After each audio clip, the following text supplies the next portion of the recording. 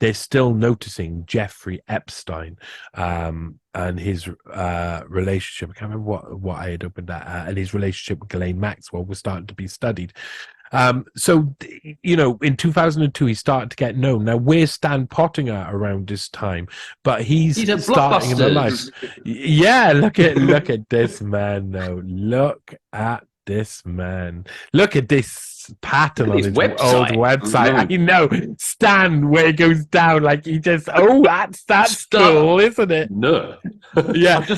I've just noticed there's only one A missing out of the word Stan, and it actually says Satan. Yes, yeah. You know what? I was on a podcast yesterday, and I described his list of stuff that he'd done, and someone said, "Are you?" I hadn't said his name yet, and they said, "Are you talking about Satan?" Is that who you're talking about? It's like very close, very close. Yeah, and look down out here, you've got Satan's newsletter. About Satan, behind the last Nazi. What's next, Satan? What's next? Who was behind the last Nazi? Satan, of course. Of course he was. About Satan? Personally, I think Stan is trying to abbreviate his name further here and just trying to be known as Sta. And then eventually it'll be St, and then he'll be That's it. Have yes. Right, so let's find out what I did. It tells us a lot of it tells us a very clean version of what he did. So let's go up to 77. What he says in 77 though says, in the spring of 77 he served as special assistant to Attorney General in the Carter administration. That's when he's covering up Watergate. After leaving the Justice Department, Pottinger practiced law in Washington until 1981. Well, it's still halfway in 1980, in actual fact, where he became a CIA arms smuggler and committed a coup against his own country. Oh, no, they don't mention that. Oh, when he left his private practice for investment banking in New York City. That sounds like investment banking, doesn't it?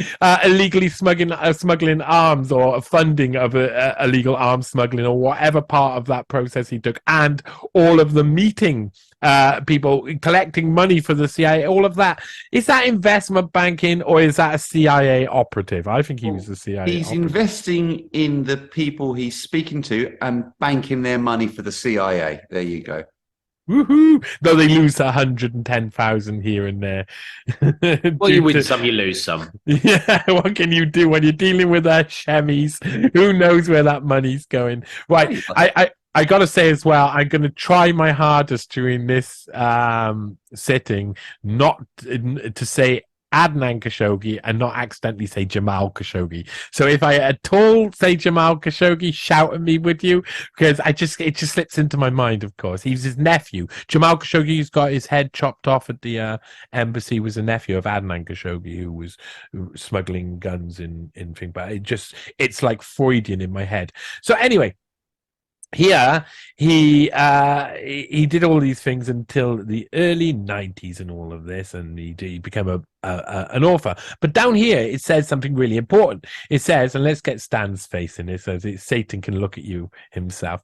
In 1987, Pottinger was trustee of the Lawyers Committee for Civil Rights and served as a member of the United Nations Association Advisory Committee for Multilateral Projects, which sounds like a fucking intelligence outfit if I have ever heard one coming out of the UN. The United Nations Association Advisory Committee for Multilateral Projects. You mean for cooing countries on behalf of America and pretending you're still the United Nations. He has been a consultant for the Rockefeller Foundation, so trustworthy, and director of NABCO, the National Alliance for Breast Cancer Organizations. Now, it's amazing because Stan Pottinger just loves breasts, so he's bound to be. It's not a surprise, but it's amazing. Rockefeller Foundation, NABCO, UN, this is all 1987. Like suddenly all of this stuff happens. 1986, he's laid low from Iran-Contra scandal, which is saying that he's central. And Rudolph Giuliani's making statements like, oh, well, we'll have to see if we're going to prosecute him. You know, he's managed to lay low. And then he gets all of these wonderful bonuses. Membership to all of these new clubs. How lucky you are, Stan. What new clubs was he joining? Well, this club. Here you go. This is amazing. Making the promises of democracy real at the civil rights, whatever. Look at this. And who are they going to show? Yes, segregation. You know, that why wouldn't Stan Pottinger be central to this this lawyers committee for civil rights? But who are they going to show? Whose faces are they going to show here? Whose faces are going? There you go. Martin Luther King. Okay, the man who helped cover up the official involvement in the state murder, the state's official involvement in the murder of Martin Luther King Jr. gets appointed to this. And it's an organization that claims, you know, oh, we're representing desegregation and all of that. Well, they've got some strange people doing that, you know.